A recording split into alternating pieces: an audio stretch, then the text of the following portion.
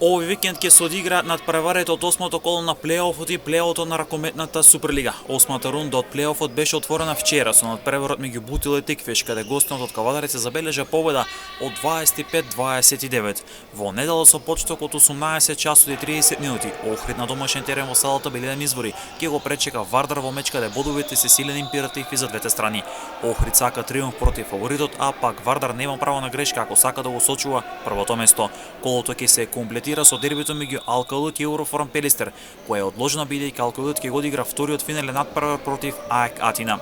Во плејаутот екипата на Струга на домашен терен ќе игра против Радовиш во меч каде од капитална важност и за двете екипи е да дојдат до триумф со цел да имаат директен опстанок во Суперлигата. Надпреварот се игра во сабота со почеток од 18 часот. 30 минути подоцна Прилеп на домашен терен ќе игра против Куманово битката и за првото место на плејаут табелата. Службени бодови добива екипата на Пролет која требаше да игра со Борец од Велес кој исфрлен од лигата.